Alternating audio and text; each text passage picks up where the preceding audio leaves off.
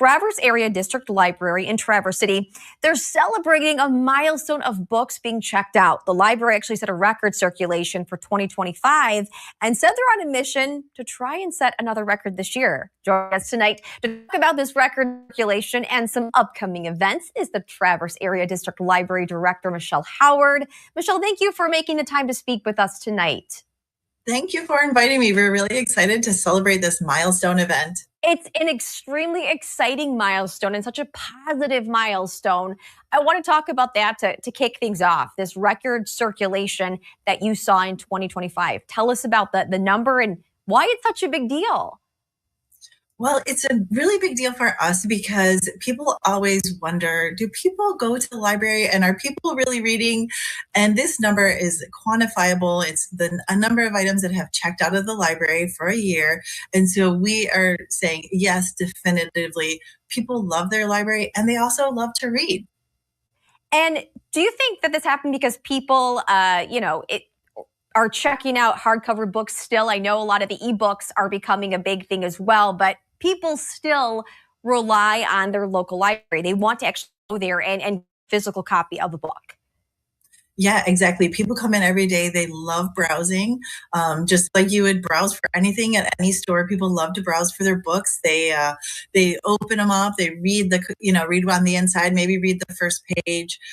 We've occasionally caught people smelling the books. People love the smell of books. Yes, I get that. I can understand that.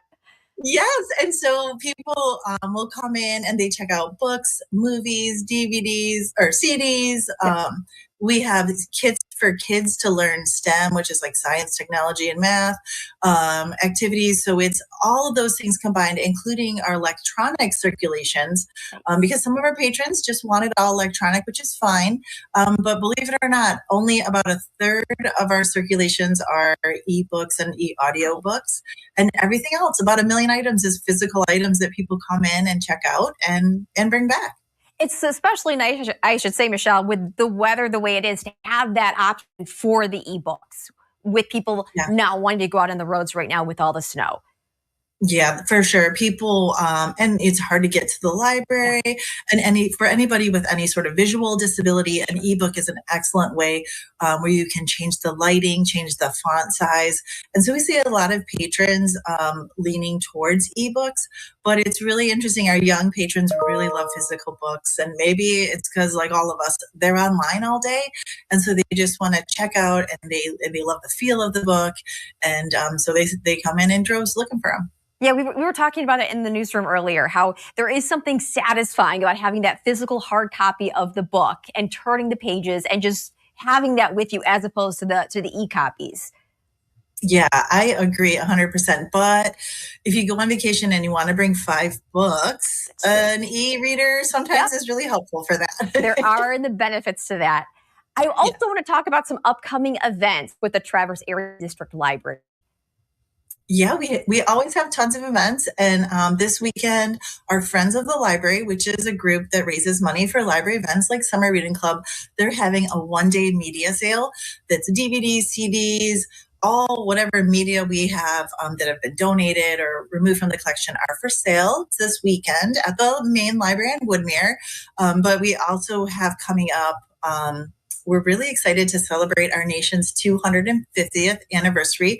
So all year we're going to be having events around Michigan or our nation. And so we currently have a barn photo display of Michigan barns. And then next week we're having a program that's a movie and explains about how these barns were built. It's really interesting. Yeah. So, and then of course we always have tons of events for kids and teens. We have our teen lock-in coming up soon, where the teens get to come and library staff is there and they stay till midnight and get off their screens. And they play games and do karaoke and have a fun time. So, and then we always have our kids events we have coming up in February. The TC Philharmonic will be there. And it's a great way to expose kids to music. And then the next weekend, we actually have the Northwest Michigan Ballet that will be coming in, and they'll be doing a portion of a program that they're doing soon. And the kids get to see that and meet the ballerinas and the people who do the ballet. So yeah, we got a lot of fun stuff coming up. And it really, Traverse Area District Library, Michelle, it's family friendly. I mean, you mentioned there is something for all ages, really, if people would like to come to the library. Yeah, for sure. We see grandparents bringing their kids in. We see parents bringing their, like a whole pack of kids. Yeah. And then we also have teens that come in and study. We have college students. It really is a family friendly place where if you need a quiet place to study, we've got that. But I will warn you, our children's department does get a little loud and rowdy down there. It happens. Understand. Yeah. But we're just excited to have people excited to read and to be a part of their community. And sometimes people just come to sit and be around other people and see a friendly face when they walk in. And we're happy to do that too. And Michelle, if there are people watching tonight and they think, gosh, maybe I would like to get a membership or I'd like to get connected, what is the best way for them to go about doing that? Yeah, so wherever you live, you just find the library closest to you and bring in a piece of identification like your mail or your driver's license, and they will set you up with a card. It's free, and then they'll explain all the wonderful services that the libraries provide. They sometimes will surprise people, like we have a 3D printer. People are always surprised. We have more than one. We have, I think, 6 3D printers, and so if you got a moment, just swing by your library, and they'll be happy to help you. Exciting. And I go back to, obviously we're in 2026 now. Is there a mission or a goal to try to outdo the circulation number going forward? Yeah, absolutely. Yeah. We'd love to get 1.5 million. So we'll see. So far we're trending on. I think there's a lot of new people in town and a lot of people also trying to get the best value for their dollar, and the library can help you save money. So we'll see. We'll see where we get. I hope to report a new goal next year. Yes, we'll have to check in and keep an eye on that, Michelle. Thank you for joining us tonight. We appreciate it. If you would like to check out books with the Traverse Area District Library, or you do have more questions, of course, you can always check out our website, UpNorthLive.com. That actually brings us to our question of the day. We have a poll going on right now on our Facebook page and our website. We want to know, do you prefer reading a physical book or a digital copy? We just talked about the pros and the cons of both. Go to our Facebook page, Up North Live, or our website, UpNorthLive.com. Leave your comments. We will check out that poll and your responses coming up a little bit later in the show. In just over a week from today is our Up North Live Blood Drive. The Versity Blood Bus will be parked at our Leelanau County studios January 28th. You can sign up to donate from 11 a.m. to 5 p.m. And keep in mind, by donating just 1 pint of blood, you can save up to 3 lives. We have a link to sign up to donate on our website. Check out UpNorthLive.com. All right. Well, the weather, that is the top of our news headlines today, of course, across the region. Winter weather alerts. Joe Charlevoix will take a look at what you can expect coming up after the break. I'm Jada Johnson from Big Boys TV, and the Fish and Game Report is sponsored by Johnson's Propane.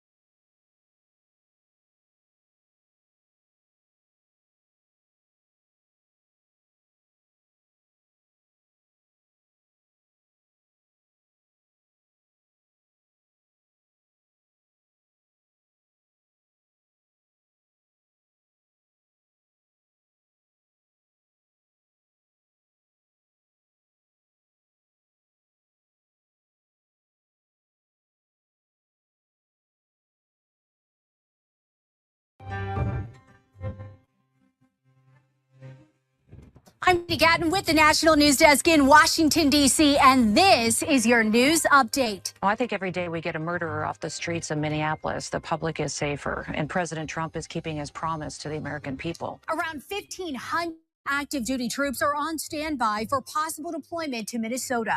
President Trump has threatened to invoke the Insurrection Act and send troops to deal with Minneapolis protests over immigration enforcement. This as the Justice Department investigates protesters who disrupted a service at a Minnesota church where an ICE official is believed to serve as a pastor. Meanwhile, another state pushing back against ICE. The newly sworn-in Democratic governor of Virginia restricted collaboration with ICE on her first day in office.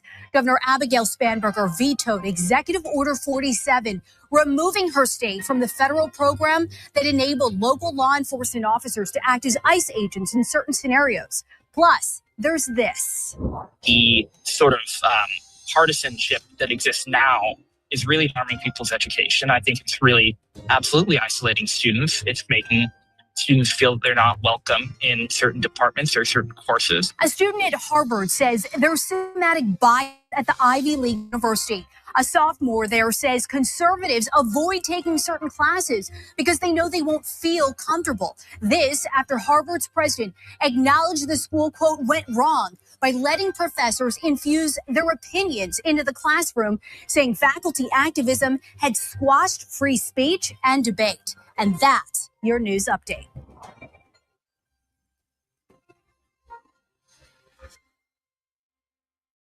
The National News Desk can be seen on ABC 29 and 8 on Saturday night at 11:30 and Sundays at midnight.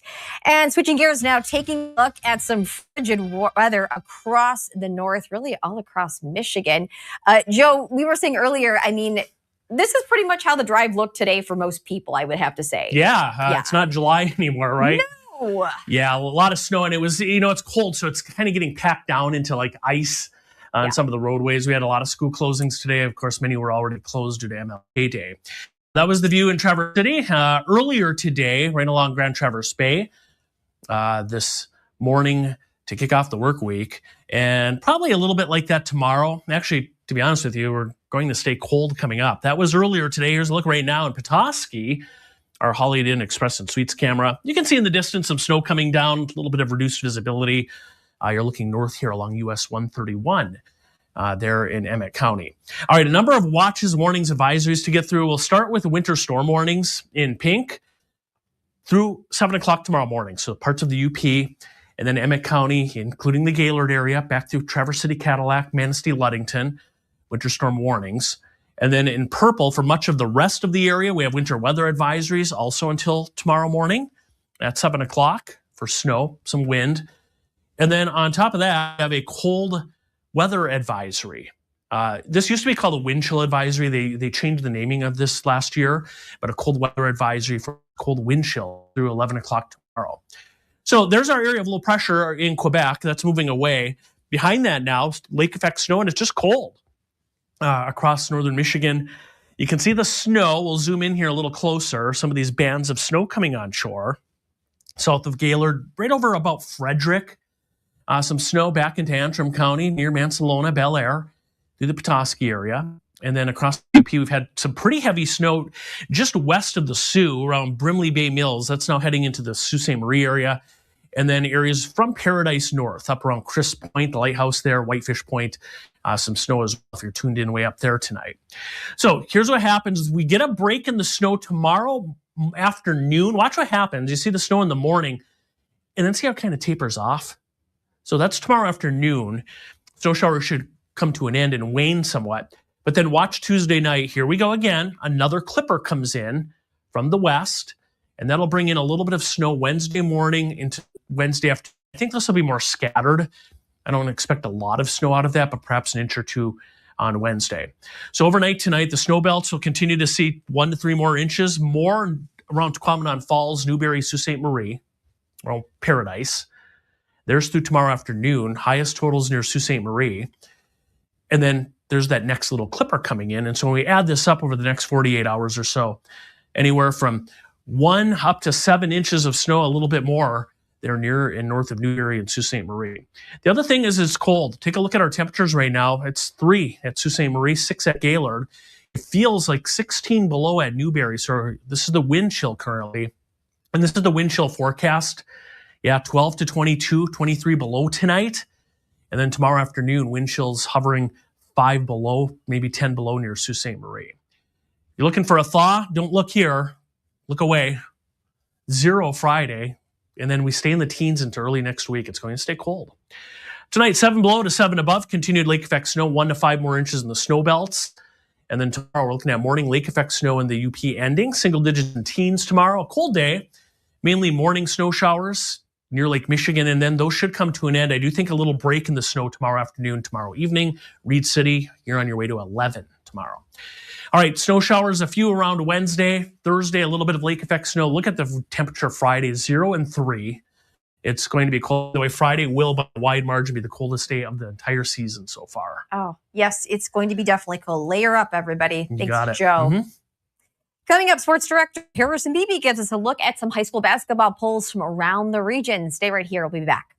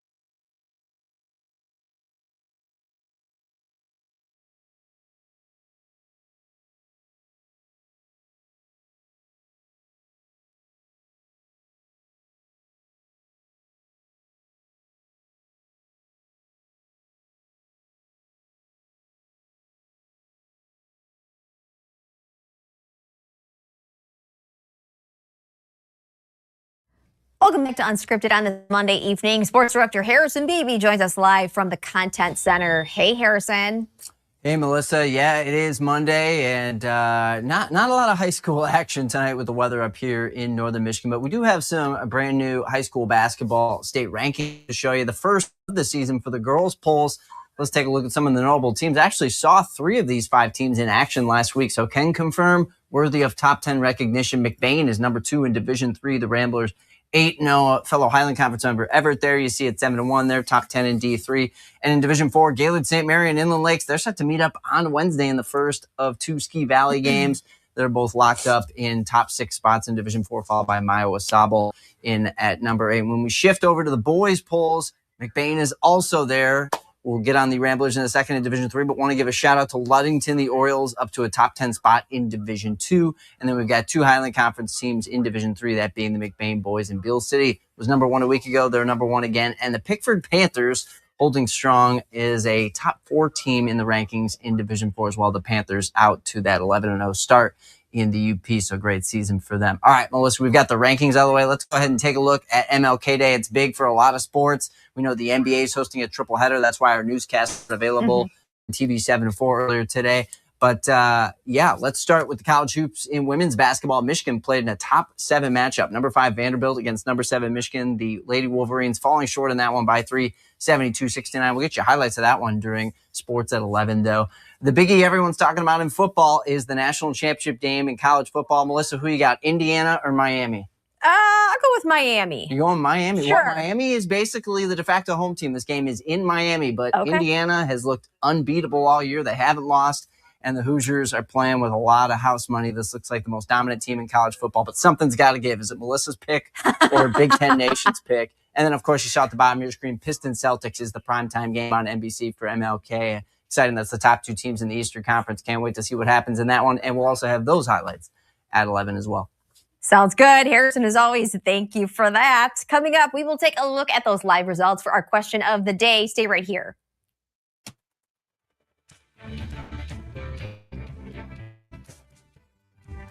Salon services are furnished by Epiphany Advanced Academy in East Acme.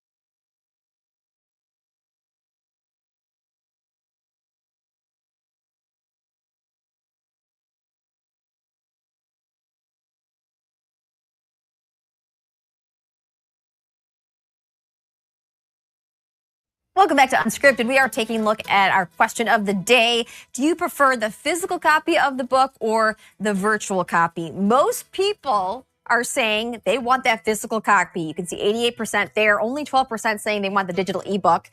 Joan chiming in on our Facebook page saying physical when I'm home, audio when I'm in my car, especially long distance. I get that, Joan. Jean says the real book. Jackie says physical book. Kathy says physical book. Lori, physical book. Linda says, I do both. Good way to do it. Depends if you're on vacation or if you're in the car. Lisa says physical. Sarah says physical. And Tina says physical. Everybody likes those books. Thanks for tuning in tonight. We hope to see you back here for Up North Live News at 11. Stay safe out there.